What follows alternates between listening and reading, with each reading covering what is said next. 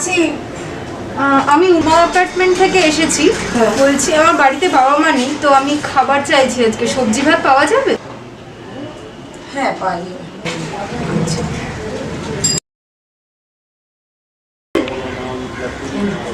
আমি online pay করে দিচ্ছি। ঠিক আছে।